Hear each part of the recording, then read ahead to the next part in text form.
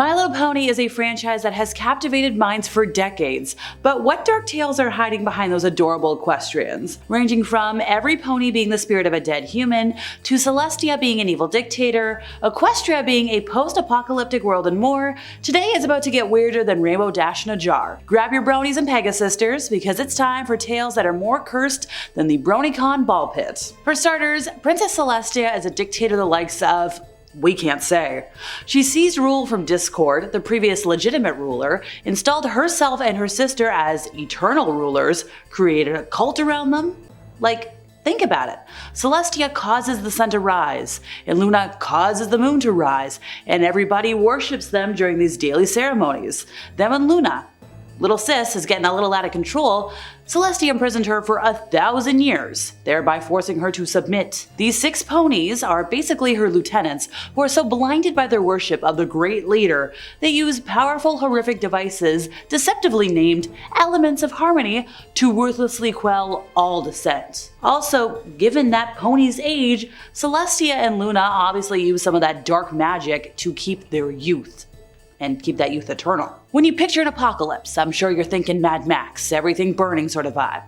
Well, what if the Ponyverse is actually set in a post-apocalyptic world? This world, inhabited by the ponies, has all sorts of mystical creatures, but no humans in sight, except for the relics left behind, abandoned buildings and artifacts that ponies couldn't have built. This theory suggests that all of the creatures of Equestria are mutated versions of animals that existed before Earth's collapse, mutations that likely occurred as a result of radiation exposure. Everything the ponies use and wear in Equestria is merely technology they salvaged from the previous civilization. Which leads really nicely into our next theory, and that's that the entire series is from the point of view of equestrian propaganda. Think about it, it makes sense when Pinkie Pie is constantly breaking the fourth wall. Although most characters' abilities during the episodes are limited to what should be physically possible in the show, Pinkie Pie, who is already known for her random nature, has at least several instances where she shows awareness to the cinematic and cartoon elements of said show, reacting to fade-outs and iris wipes, and often looking directly at the audience.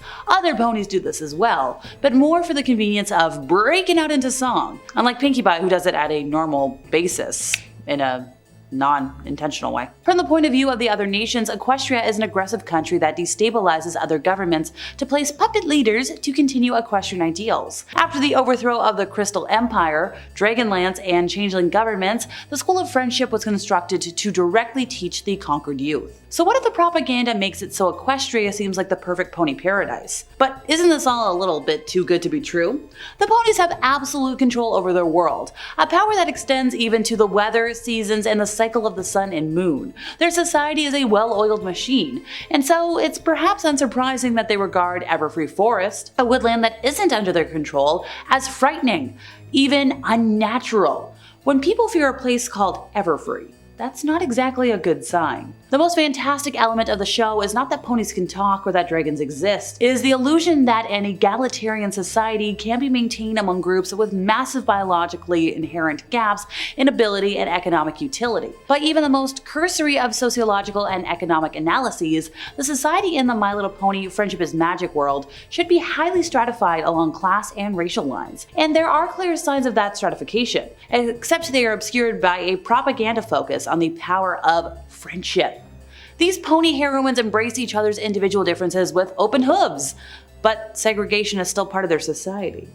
Equestria's capital, Canterlot, is primarily home to elite ponies and unicorns, while working-class Earth ponies are found in more urban towns such as Ponyville. What's more, other sentient creatures such as dragons inhabit their own separate nation that the ponies feared out of simple and intentional ignorance. To paraphrase Animal Farm, all animals are equal, but some seem a lot more equal than others. And finally for today, we have the darkest theory of them all, and that's that the main 6 girlies are all real girls who passed away suspiciously on November 7th of 2004. By the way, thank you to Creeps McPasta for this one. The first girl, named Samantha Gales, was the inspiration for Fluttershy. Being a shy, introverted girl, what her classmates didn't know was that she was constantly harmed at home by her mother and stepfather. Her mother conceived young, and she blamed poor Samantha for ruining her life. When her stepfather moved in, this made the neglect a lot worse. Because she dressed in shabby clothes and had low self-esteem, she was often picked on by other folks at school. Her only friends? The animal she would rescue, and then her family would make her get rid of them. The second girl, Janice Walters, was always one of the popular girls. She was rich, smart, beautiful, seemed to live the charmed life. But her parents argued constantly and were really only together for appearances. She was held up to a high standard, which made her a perfectionist. She wanted to be a designer and live in Paris. But her parents wanted her to stay home and marry a proper man, one of good breeding and high income. For the most part, her parents ignored her. Their only concern was appearing rich and of high social standing. But in reality, her mom married her dad because of money. And since he had a lot of debt, they were losing that money faster than they could make it.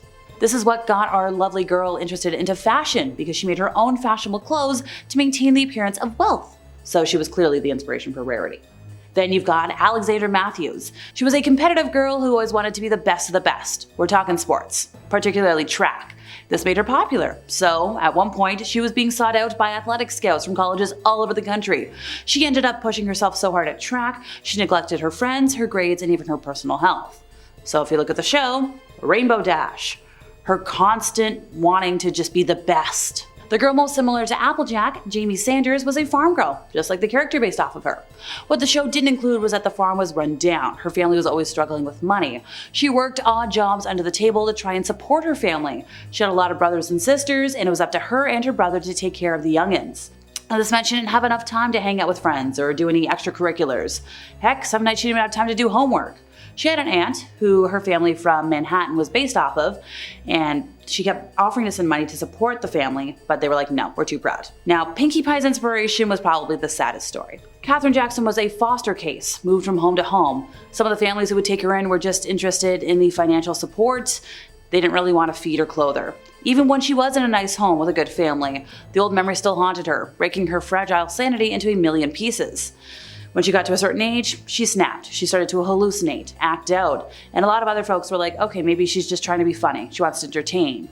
She would often paint, draw, write about fantastical things, dressed in over-the-top clothing. All the while, her condition was getting worse and worse. And then she's got all those voices and images becoming more realistic, more demanding. And finally, Twilight Sparkle. She was held up to a high standard from a very young age. Her older brother was always getting awards for academic and athletic achievement, so she was held up to that same high standard. She wound up neglecting a lot of things in her life in order to make sure she got the best grades. And for a while it worked. Her parents were proud of her accomplishments, bragged to their friends about having not one genius offspring but two, but a local private school for the gifted was like, hey, we're interested in you, but we're also interested in a lot of other people. She knew this would be the best opportunity she could have to prove herself as the perfect one, but the pressure was high. She knew that there were limited spots for new students, and well, there was gonna be a test and an essay. So what'd she do? Well, she got a little desperate. She got to the point where she was studying so hard, she wasn't really eating, sleeping, and it was bad. So you might be wondering why this sweet show would be inspired by such depressing events. Well, the creator felt some odd need to give the girls closure, tell their stories in a way that she could. Think about it. In the episode titled Cutie Mark Chronicles, each pony describes how they each earned their cutie mark. So Rainbow Dash was able to make a sonic rainboom on the same day for all the girls to see and make them be able to earn their cutie marks. Clearly makes you tend to wonder about each girl's passing in real life on the same day. In the show, Fluttershy is able to take care of the animals she adores, Rarity is a successful designer with loving parents, Rainbow Dash is in fact a great athlete, Applejack has a successful farm, Pinkie Pie is happy without a care in the world, and Twilight accepted into an exclusive school. And that's the end of our time today, every pony. I've been Alexa, your resident ookie spooky girly. See y'all next time, you lovely spooky people.